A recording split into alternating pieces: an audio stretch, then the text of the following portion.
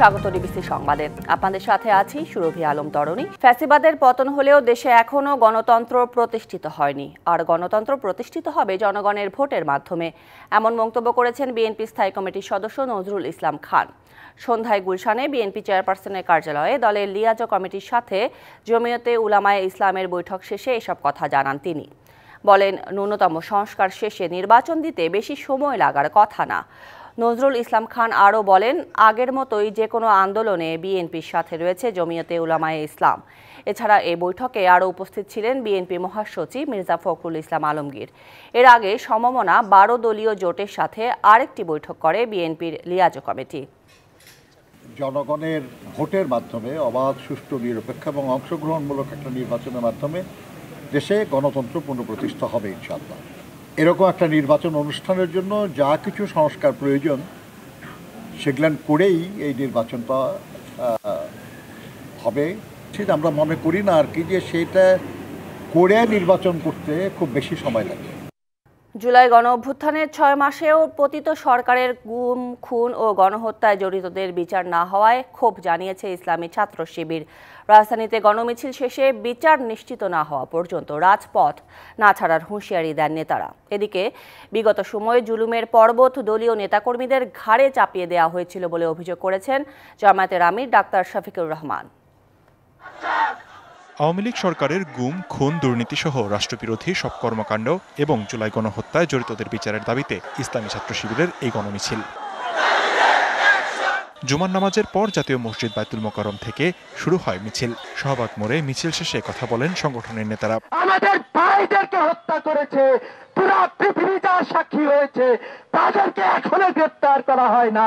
সামনেও কাউকে আমরা ছাড়বো না যদি আওয়ামী ফ্যাসিবাদকে পুনর্বাসন করতে চায়। হুঁশিয়ারি আসে, নতুন করে কেউ যদি ফ্যাসিবাদ সৃষ্টি করতে চায় অবস্থা আওয়ামী লীগের মতোই শোচনীয়।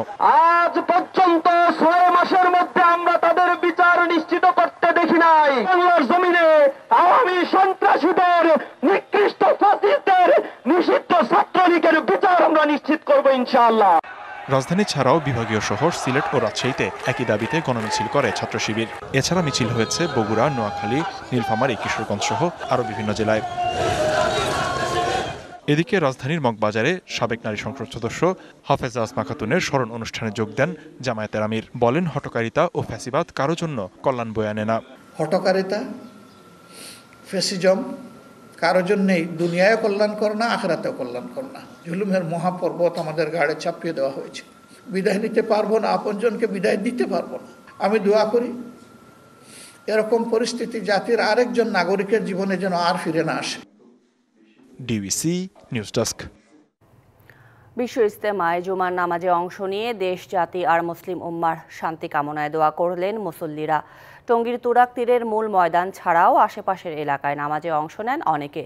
এর আগে সকাল থেকে চলে দেশি বিদেশি বক্তাদের গুরুত্বপূর্ণ বয়ান। ইবাদত বন্দেগীতে মশগুল থাকেন মুসল্লিরা। আল্লাহু আকবার ধ্বনিতে মুখরিত টঙ্গীর তুরাগ তীর। 160 একরের ইজতেমার মূল ময়দান ছাড়াও জুমার নামাজে এই জমায়েতের ঢেউ ছড়িয়ে পড়ে আশেপাশের রাস্তা অলিগলিতে। বিশ্ব ইজতেমার জুমার নামাজে অংশ নিতে পেরে সৌভাগ্যবান মনে করেন মুসল্লিরা।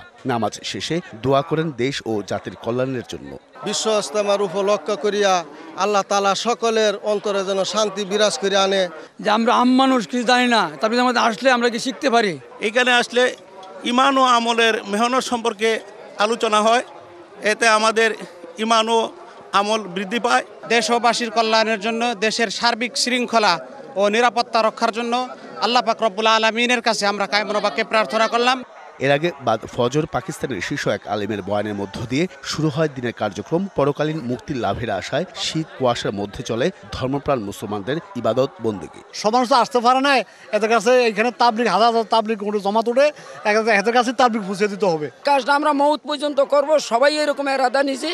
আর এই কাজ ছাড়া আমাদের এই দুনিয়ার জমিনে কোনো উপায় নেই। আমরা এদের কাছ থেকে শিখে সারা বাংলায় এই কাজের দাওয়াত ও মেহনতের কাজ আমরা ছড়িয়ে দিতে চাই। কিভাবে আমরা শান্তিতে থাকতে পারি এবং আখিরাতে কিভাবে মুক্তি পাইতে পারি, এজন্য মুরব্বিরা আমাদেরকে এগুলো শিখাইতেছে, আমরা শুনতেছি এবং ওই অনুযায়ী আমল করার চেষ্টা করতেছি ইনশাআল্লাহ। ইজতেমার প্রথম পর্বের প্রথম ধাপে অংশ নিয়েছে ৪১ জেলা ও ঢাকা একাংশের মানুষ। ইজতেমা ও এর আশেপাশে এলাকায় জোরদার করা হয়েছে নিরাপত্তা। Ariful Islam, DBC news, Tongi, Gazipur. তিতুমির কলেজকে বিশ্ববিদ্যালয় হিসেবে রাষ্ট্রীয় স্বীকৃতি সহ ৭ দফা দাবিতে মহাখালীতে সড়ক অবরোধ করেছে সরকারি কলেজের শিক্ষার্থীরা। সেখান থেকে বিস্তারিত জানাতে আমাদের সাথে যুক্ত হচ্ছেন সহকর্মী নূপুর মাহমুদ। নূপুর, রাস্তা বন্ধ হয়ে যাওয়ার সেখানকার পরিস্থিতি সম্পর্কে জানাবেন। এছাড়াও শিক্ষার্থীরা আর কোনো কিছু জানিয়েছেন কিনা তাদের পরবর্তী কর্মসূচি সম্পর্কে?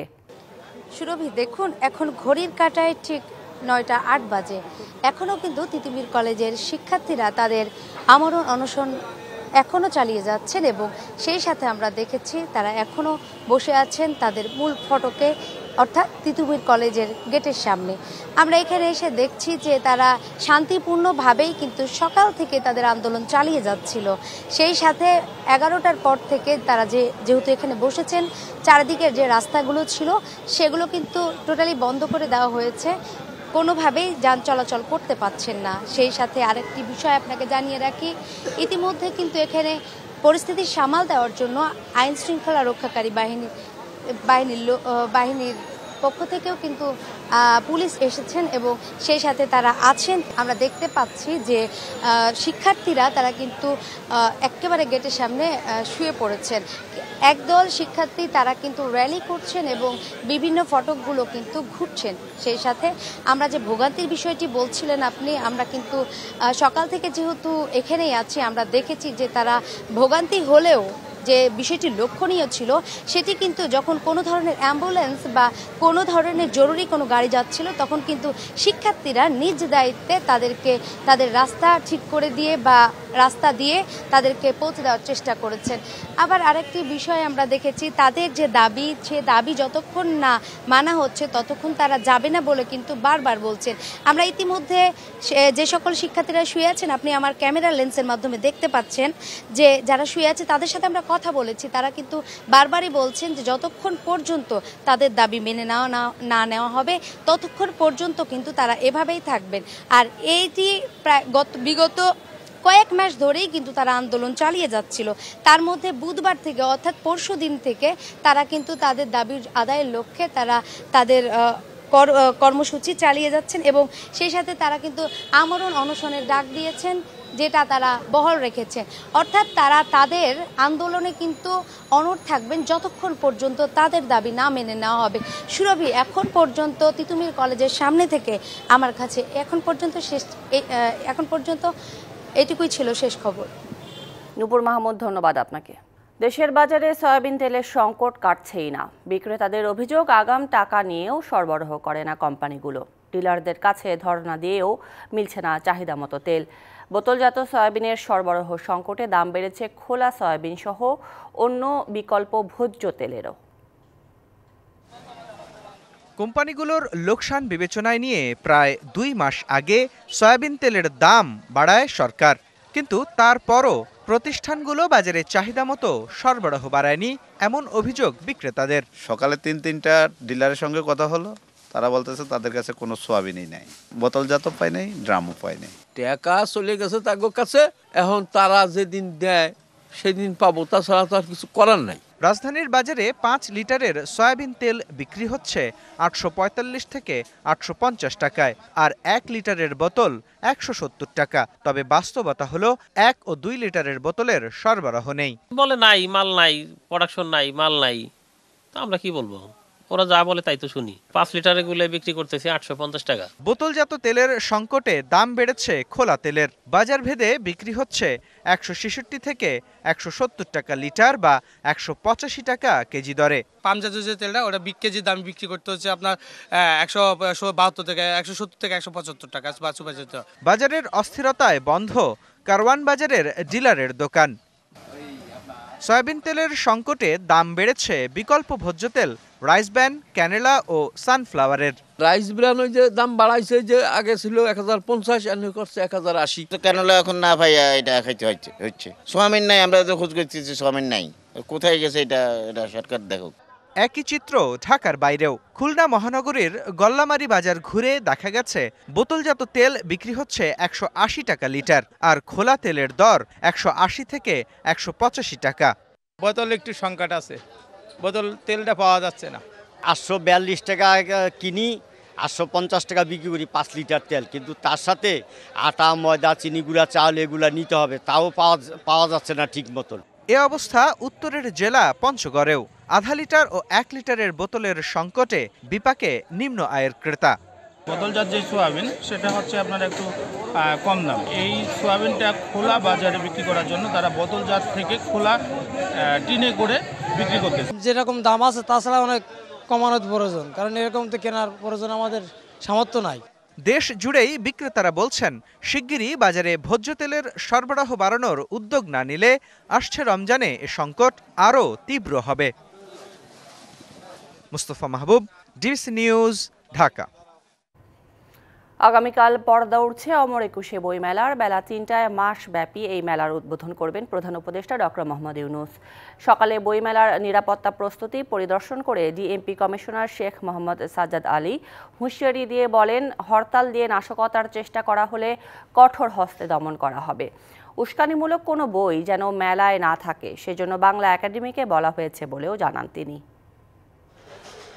ধীরে ধীরে সেজে উঠেছে মেলা প্রাঙ্গণ। ৬০০-র বেশি প্রতিষ্ঠান নিয়ে সোহরাওয়ার্দী উদ্যান ও বাংলা একাডেমি প্রাঙ্গণে চলছে শেষ সময়ের প্রস্তুতি। হাতুড়ি পেরেক আর রং তুলির আঁচড়ে স্টল সাজানোর কাজে ব্যস্ত কর্মীরা। শনিবার বেলা ৩টায় মাসব্যাপী এই মেলার উদ্বোধন করবেন অন্তর্বর্তী সরকারের প্রধান উপদেষ্টা ডক্টর মোহাম্মদ ইউনূস। ছাত্রজনতার অভ্যুত্থান পরবর্তী এবারের বইমেলায় থাকছে জুলাই চত্বর।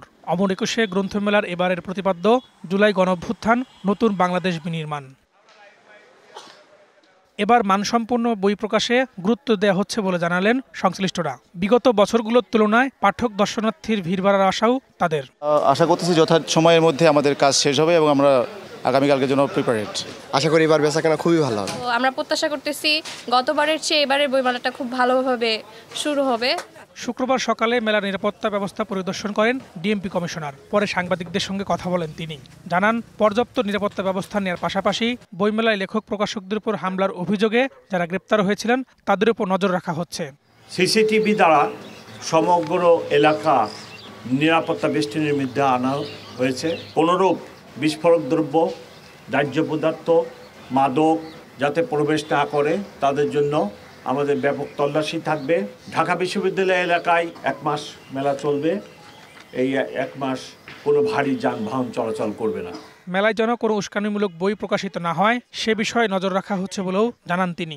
সমন্বয় সভা করেছিলাম, সেখানে বাংলা একাডেমির কর্মকর্তারা ছিলেন। তাদেরকে আমরা রিকোয়েস্ট করছি যে এরকম কোনো বই যেন স্টলে না আসে এবং কোনো বইয়ের ভিতরে এই উস্কানিমূলক কথা লেখা আসে এটার জন্য ওনারা স্ক্যানিং করে ভেটিং করে স্টলে উপস্থাপন করেন। আমি আশা করি ওনারা ওনাদের দায়িত্বটা সঠিকভাবে পালন করবেন। এছাড়া ছাত্রলীগ সহ কেউ যদি হরতাল সহ কর্মসূচির নামে নাশকতার চেষ্টা করে তাদের কঠোরভাবে দমন করবে পুলিশ। আর দ্বিতীয় অংশ ফরহাদুজ্জামান, ডিবিসি নিউজ, ঢাকা। দেশের অর্থনৈতিক ভারসাম্য রক্ষায় সরকার কাজ করছে বলে জানিয়েছেন বাণিজ্য উপদেষ্টা শেখ বশির উদ্দিন। ঢাকা আন্তর্জাতিক বাণিজ্য মেলার সমাপনী ঘোষণা অনুষ্ঠানে তিনি এসব কথা বলেন। মেলার আনুষ্ঠানিক সমাপ্তি ঘোষণা করা হয় বিকেল 5টায়, তবে আজ মেলা চলবে রাত 10টা পর্যন্ত। ঢাকা আন্তর্জাতিক বাণিজ্য মেলার শেষ দিন, তাই শুক্রবার সকাল থেকেই ক্রেতা দর্শনার্থীদের ঢল নামে মেলায়। সমাপনী দিনে স্টলে স্টলে বিশেষ ছাড় আর তা লুফে নেন ক্রেতারা। কেনাকাটা ছাড়াও পরিবার পরিজন নিয়ে মেলা উপভোগ করতেও আসেন অনেকেই। অনেক ভালো লাগছে, শেষ দিনের আগেও আসা হয়েছে আমাদের, এবার ফ্যামিলি সহ সবাই মিলে এসেছি। আমার অনেক ভালো লাগছে, আমি আমার আব্বু আম্মু আর আমার 2 বোনের সাথে এসেছি। আমরা অনেক দূর রংপুর থেকে আসছি, ইনশাআল্লাহ আমরা মেলা ঘুরতে আসছি। ক্রেতা দর্শনার্থী বিবেচনায় বিক্রেতাদের কেউ কেউ বলছেন বিগত বছরের তুলনায় বেশ ভালো ব্যবসা হয়েছে। অনেকে আবার মেলার সময়সীমা 1 দিন বৃদ্ধির দাবি জানালেও তাতে সায় দেয়নি কর্তৃপক্ষ। গতবারের থেকেও এবারে অনেক ভালো সাড়া পেয়েছি, আজকেও শুরু থেকেই ভালো আছে। যদি এই ফেয়ারটা আরো কিছুদিন এক্সটেন্ড করে যেত সবাই উপকৃত। বাণিজ্য মেলা উপলক্ষে বিশেষ অফার অবশ্যই চলছে, আমরাও চমৎকার ভালো সাড়া পেয়েছি ইনশাআল্লাহ। মেলায় অংশ নেয়া ৩৪৩টি প্রতিষ্ঠানের মধ্যে প্রথম পুরস্কার পায় ২২টি, দ্বিতীয় পুরস্কার ১৬টি আর তৃতীয় পুরস্কার পায় ১৩টি প্রতিষ্ঠান। বিভিন্ন ক্যাটাগরিতে পুরস্কার জেতা দেশি বিদেশি এসব প্রতিষ্ঠানকে ক্রেস্ট তুলে দেন বাণিজ্য উপদেষ্টা। এদিকে সক্ষমতা বৃদ্ধিতে ব্যবস্থা নিতে ব্যবসায়ীদের প্রতি আহ্বান জানান বাণিজ্য উপদেষ্টা। পরের বারের মেলার রূপরেখাও তুলে ধরেন তিনি। আপনারা জানেন যে আমরা 2026 সালের নভেম্বর মাসে এলডিসি গ্র্যাজুয়েট হতে যাচ্ছি। তো এই সুযোগে আমি ব্যবসায়ীদেরকে জানাতে চাই যে আপনারা নিজেদের সক্ষমতা বৃদ্ধি করার ক্ষেত্রে সার্বিকভাবে মনোযোগী হন। Manjuma Afroz Nilima, DBC news, Purbachal, Rupganj, Narayanganj. সংবাদের এ পর্যায়ে নিচ্ছে একটি বিরতি, সঙ্গে থাকুন।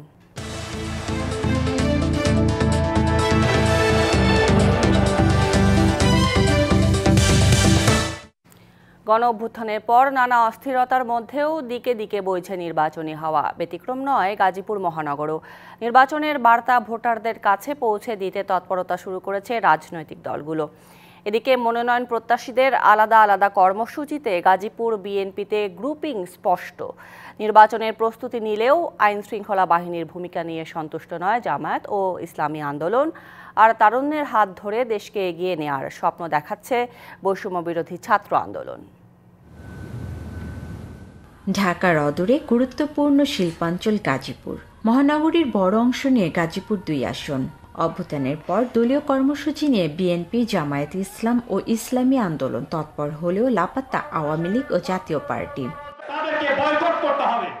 এখানে মাঠের রাজনীতিতে বিএনপির গ্রুপিং স্পষ্ট। গুঞ্জন আছে মনোনয়ন চাইবেন কেন্দ্রীয় নির্বাহী কমিটির সদস্য ডাক্তার মাজহারুল আলম, মহানগর বিএনপির সভাপতি শওকত হোসেন সরকার, সাধারণ সম্পাদক এম মঞ্জুল করিম রনি, সাবেক যুগ্ম আহ্বায়ক রকিবউদ্দিন সরকার পাপ্পু এবং কেন্দ্রীয় শ্রমিক দলের কার্যকরী সভাপতি সালাউদ্দিন সরকার। এই 5 নেতাই আলাদা আলাদা কর্মসূচি পালন করছেন। তবে মহানগর বিএনপির সাধারণ সম্পাদক বলছেন দলীয়ভাবে যাকে মনোনয়ন দেওয়া হবে সবাই মিলে তার জন্য কাজ করবেন। গাজীপুর মহানগর বিএনপি বর্তমানে সাংগঠনিকভাবে খুব শক্তিশালী। প্রতিযোগিতা থাকতেই পারে, নাম কেউ মনোনয়ন প্রত্যাশী থাকতেই পারে, সেখানে দল বিবেচনা করবে, হাইকমান্ড বিবেচনা করবে। জামায়াত নেতারা মনে করেন সংস্কারের পর নির্বাচন হলে তার সুফল পাবে জনগণ।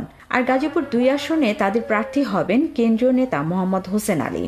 আমরা মনে করি যাদের বিরুদ্ধে অভিযোগ আছে, যারা 5ই আগস্টের ছাত্র জনতার উপর গুলি চালিয়েছে, তাদের বিচার হওয়া দরকার এবং তাদেরকে রেখে কোনো সুষ্ঠু নির্বাচন আশা করা যায় না। সংস্কার হওয়ার পর যে নির্বাচন হবে সে নির্বাচনের সুফল জনগণ পাবে ইনশাআল্লাহ। ইসলামী আন্দোলনের নেতাদের অভিযোগ স্বৈরাচারের পতন হলেও একটি দলের নিয়ন্ত্রণে আইন শৃঙ্খলা বাহিনী। এখনো সুষ্ঠু নির্বাচনের পরিবেশ তৈরি হয়নি বলে মনে করে দলটি। আইন শৃঙ্খলা বাহিনীর চরিত্র পরিবর্তন হয় নাই এবং আগের ট্রেডিশন মতোই তারা চলছে। আমরা তো এই অবস্থা পরিবর্তন চাই, মানুষ পরিবর্তন চায়। এই পরিবর্তনের জন্যই কিন্তু জুলাই আগস্টের অভ্যুত্থানটা হয়েছে। নির্বাচনী সংস্কারের পরে কিভাবে নির্বাচনটা হবে এটার উপর নির্ভর করবে যে আমরা আসলে কিভাবে নির্বাচন যাচ্ছে। এদিকে তারুণ্যের হাত ধরে দেশকে এগিয়ে নেওয়ার স্বপ্ন দেখাচ্ছে বৈষম্য বিরোধী ছাত্র আন্দোলন। মাঠ গোছানোর পাশাপাশি লাগাতার কর্মসূচি নিয়ে এগিয়ে যেতে চায় তারা। বৈষম্য বিরোধী ছাত্র আন্দোলন এবং জাতীয় নাগরিক কমিটির যে সকল সদস্যবৃন্দ আছে তাদেরকে নিয়ে মহানগরে অলরেডি আমাদের কার্যক্রম শুরু করেছি। মানুষ আমাদেরকে দেখতে চায় ভালো একটা জায়গা, যেখানে আমরা আমাদের যে সংস্কারের যে কথাগুলো বলি সেই জায়গা থেকে যেন আমরা সংস্কারগুলো করতে পারি। অরাজনৈতিক সমালোচকরা বলছেন রাজনীতির মাঠে সাংগঠনিক অবস্থান শক্ত করতে দখলবাজি চরিত্র থেকে বেরিয়ে আসতে হবে দলগুলোকে। বিশ্বাসহীনতার নির্বাচন, সেই দখলবাজি, সেই টেন্ডারবাজি, সেই দুঃশাসন যেন আমরা না দেখি, এটা কিন্তু জনগণের প্রত্যাশা। বাংলাদেশের রাজনীতির ইতিহাস যদি দেখি, মানুষ শেষ পর্যন্ত 2টি দলকেই বেছে নেয়। আশা করা যাচ্ছে আমরা এইবার সেটার ভিন্ন কিছু দেখতে পাবো বলে বিশ্বাস রাখছি। 57টি ওয়ার্ড নিয়ে 2013 সালে গাজীপুর সিটি কর্পোরেশন প্রতিষ্ঠিত হয়। 5টি আসনে বিন্যস্ত এই জেলার 1 ও 5 আসন আংশিক মহানগরে থাকলেও 2 নং আসনের পুরোটাই মহানগরের মধ্যে। Mahmuda Sikdar, DBC news, Gazipur. জমে উঠেছে চুয়াডাঙ্গায় ঐতিহ্যবাহী সরোজগঞ্জ খেজুর গুড়ের হাট। ভোরের আলো ফোটার আগেই হাটে গুড় নিয়ে আসেন গাছিরা। দূর দূরান্ত থেকে আসছেন ক্রেতা ও পাইকাররা, গুড় সংগ্রহ করে পাঠাচ্ছেন দেশের বিভিন্ন প্রান্তে। চুয়াডাঙ্গার গুড় স্বাদে অতুলনীয়, তবে রয়েছে ভেজালের শঙ্কাও। গুড়ের মান ধরে রাখতে কাজ করছে স্থানীয় প্রশাসন। সারি সারি গুড়ের ভার, এ যেন গুড়েরই রাজ্য। আর এই চিত্র চুয়াডাঙ্গার 100 বছরের পুরনো সরোজগঞ্জ গুড়ের হাটের। খেজুরের রস থেকে তৈরি ঝোলা ও পাটালি গুড়ের জন্য বিখ্যাত চুয়াডাঙ্গা। স্বাদে অতুলনীয় হওয়ায় এই গুড়ের চাহিদা দেশ জুড়ে। সপ্তাহের সোম ও শুক্রবার বসে সরোজগঞ্জ হাট। আর খেজুরের গুড় কিনতে সারা দেশ থেকে আসেন ক্রেতারা। সকাল থেকে সন্ধ্যা পর্যন্ত চলে বেচাকেনা। প্রতি সপ্তাহে হাটে বিক্রি হয় 20 থেকে 30 লাখ টাকার গুড়। গতবার ছিল 2200, 2500, এবারটা একটু কম হচ্ছে, এই 1800, 2000। গতবারের থেকে মান এই হাটের গুড় এখন মান একটু ভালো হয়েছে, গুড়ের দাম একটু কম হয়েছে। তবে ভেজাল মিশ্রণে খ্যাতি হারাতে পারে চুয়াডাঙ্গার গুড়। এ লক্ষ্যে গাছি ও ব্যবসায়ীদের সচেতনে কাজ করছে কৃষি বিপণন অধিদপ্তর। যদি চিনি না দেওয়া হয়, 1 নম্বর গুড় আনলে ব্যাপারী কিনবে না, তাকাবে না, ওই গুড় হয়ে যাবেন লাল। চিনি বাদে গুড়, অরিজিনাল গুড় একটু আটা হয়, আর এই চিনি দিলে একটু আটা কম হয়। আমরা নিয়মিতভাবে মনিটরিং করছি যে চিনি না মিশিয়ে চুয়াডাঙ্গার ঐতিহ্য যে সুস্বাদু যে গুড়, সেই গুড়টার যাতে চুয়াডাঙ্গাবাসী সারা বাংলাদেশের লোকজন জানে যে একটা সুস্বাদু গুড় চিনি না মিশালেও খুবই ভালো, সেটা খাওয়া যায়। তবে গুড়ের চাহিদা থাকলেও দিন দিন কমেছে খেজুর গাছের সংখ্যা। এ অবস্থায় সবাইকে সচেতন হওয়ার পরামর্শ কৃষি বিভাগের।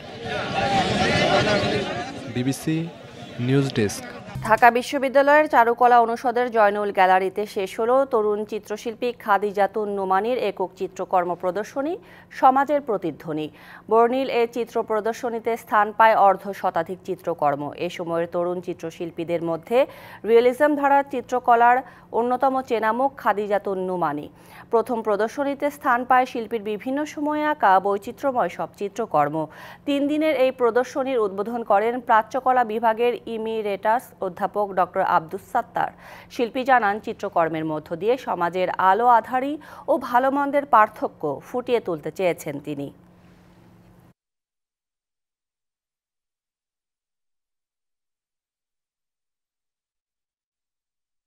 আমরা তো লড়ছি সমতার মন্ত্রে, থামবো না কখনোই শত ষড়যন্ত্রে স্লোগানকে সামনে রেখে বাংলাদেশ উদীচী শিল্পী গোষ্ঠীর দিনাজপুরে 14 জেলা সম্মেলন অনুষ্ঠিত হয়েছে।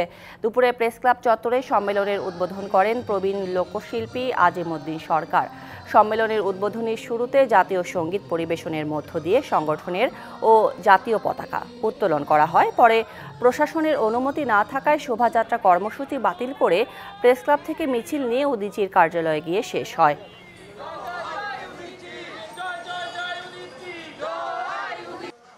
সুনামগঞ্জে পথশিশু ও ছিন্নমূল মানুষদের নিয়ে পিঠা উৎসব 2025 অনুষ্ঠিত হয়েছে। দুপুরে শহরের শাপলা চত্বরে বিশ্বজন স্বেচ্ছাসেবী সংগঠনের উদ্যোগে এই আয়োজন করা হয়। সংগঠনের সদস্যরা নানা পদের পিঠাপুলি তৈরি করেন, পরে তা ভাগ করে নেন পথশিশু ও ছিন্নমূল মানুষদের সাথে। পাটিসাপটা, সন্দেশ, মালপোয়া, ডিম পিঠা, মুড়ির মোয়াচ সহ ছিল প্রায় শতাধিক পিঠা। এই পিঠা উৎসবে উপস্থিত ছিলেন সুপ্রিম কোর্টের আইনজীবী মোহাম্মদ শিশির মনির, সংগঠনের উপদেষ্টা নুরুল হাসান আতাহার, সুপ্রভা রানী, কামরুজ্জামান কামরুল সহ অন্যান্যরা। গাইবান্ধায় চলছে মাসব্যাপী হস্তকুটির শিল্প পণ্য ও পাট বস্ত্র মেলা। গাইবান্ধা শহরের স্বাধীনতা প্রাঙ্গণ মাঠে মেলার উদ্বোধন করেন জেলা প্রশাসক চৌধুরী মোয়াজ্জেম আহমেদ। মেলায় হস্তকুটির শিল্প পণ্য, পাট বস্ত্র শিল্প ও জুয়েলারি সহ 60টি স্টল রয়েছে। শিশুদের জন্য রয়েছে নানা রাইডের ব্যবস্থা। বিক্রেতারা বলছেন বিক্রি ভালো হচ্ছে, অন্যদিকে ক্রেতারাও দাম নিয়ে সন্তুষ্ট। আয়োজকরা জানালেন, এবারের মেলা মিলন মেলায় পরিণত হয়েছে, সব ধরনের পণ্য পাওয়া যাচ্ছে এই মেলায়। হেলিকপ্টার এবং বাণিজ্যিক জেটের নির্ধারিত পথের মধ্যে মাত্র 350 ফুট উচ্চতার ব্যবধান ছিল বলে জানিয়েছে বিশেষজ্ঞ দল। তবে কিভাবে এই সংঘর্ষ হলো তা নিয়েও উঠছে প্রশ্ন। একই সঙ্গে হেলিকপ্টারটিতে পর্যাপ্ত কর্মী ছিল কিনা সে বিষয়েও সংশয় জানিয়েছে কেউ কেউ। তবে উদ্ধারকৃত ব্ল্যাক বক্স থেকে ফ্লাইট ডাটা রেকর্ডার ও ককপিট ভয়েস রেকর্ডার থেকে দুর্ঘটনার কারণ জানা যাবে। দুর্ঘটনার কারণ তদন্তে নিয়োজিত যুক্তরাষ্ট্রের ন্যাশনাল ট্রান্সপোর্টেশন সেফটি বোর্ড জানিয়েছে, 1 মাসের মধ্যে প্রাথমিক তদন্ত রিপোর্ট প্রকাশ করা হবে। এদিকে বুধবারের ভয়াবহ এই দুর্ঘটনায় ৬৭ জন আরোহীর আর কেউ বেঁচে নেই বলে আশঙ্কা করছে উদ্ধারকারী দল। Nahida Rinthi, DBC news desk. বিপিএলে ম্যাচ পাতানো হচ্ছে কিনা এবং ক্রিকেটাররা কোনো অনৈতিক কাজের সাথে জড়িয়ে পড়ছে কিনা সেসব নজরদারিতে রাখছে বিসিবি। আসলে শুরু থেকে বিসিবির অ্যান্টি কারাপশন ইউনিট রয়েছে তৎপর, তাই টুর্নামেন্ট চলাকালীন এই বিষয়গুলো নিয়ে সতর্কতার সাথে সংবাদ প্রকাশের জন্য গণমাধ্যমের প্রতি আহ্বান জানালেন মিডিয়া কমিটির চেয়ারম্যান ইফতেখার রহমান মিঠু। টোটালি ইনভেস্টিগেশনের সিচুয়েশনে আছে। বিপিএলে ফিক্সিং এর গন্ধ, গণমাধ্যমে প্রকাশিত খবর, অভিযোগের তীরের ডগায় ক্রিকেটার থেকে ফ্র্যাঞ্চাইজি ওনার, আছে টিম ম্যানেজার। ব্যক্তির পর রয়েছে প্রতিষ্ঠান, Durbar Rajshahi, Dhaka Capitals, Chittagong Kings, Sylhet Strikers. খবরের সত্যতা কতটুকু, কি বলছে BCB? Anti corruption unit cricket বোর্ডের, এটা কিন্তু একটা ডিফারেন্ট ইন্ডিভিজুয়াল ইউনিট। এদের নিজেদের একটা রেগুলেশন আছে কাজ করার, তারা তাদের কাজ করে যাচ্ছে। তারপরে এই রেগুলেশন অনুযায়ী যখন এগুলি সাবমিট হবে তখন আমরা জানতে পারবো। হোম অফ ক্রিকেটে চলছে সব ঠিকঠাক। শেষের পথে এবারের আসর 7 দল থেকে 4, এরপর 2, শেষ পর্যন্ত 1। বিপিএল নজরদারিতে কাজ করছে বিসিবির নিজস্ব অ্যান্টি কারাপশন ইউনিট। মিডিয়া কর্তা বললেন, হিসাব নিকাশ করছে বিসিবিও। আমার মনে হয় এইসব নিউজ কোথা থেকে কে পেয়েছে জানি না, এটা কিন্তু প্লেয়ারদের ক্ষতি হচ্ছে যারা ইনভলভ না। সো আনটিল প্রুভেন গিল্টি আপনি কাউকে তো অ্যাকিউজ করতে পারেন না। জানা গেছে এরই মধ্যে বিচ্ছিন্ন আকারে কিছু খবর পৌঁছে গেছে বিসিবি ও বিপিএল গভর্নিং কাউন্সিলের দরবারে। সেসব পর্যালোচনা করে দেখা হচ্ছে। কেউ কিছু করলে এটা কিন্তু ক্রিকেট বোর্ড আপনার স্ট্রংলি এটা হ্যান্ডেল করবে। Shahan Papon, DBC news, Dhaka. সংবাদে ছিল এখনকার মতো। ডিবিসি নিউজের সংবাদগুলো পড়তে ভিজিট করুন dbcnews.tv আর ভিজিট করুন ডিবিসি নিউজের ফেসবুক পেজ এবং ইউটিউব চ্যানেল। সঙ্গেই থাকুন।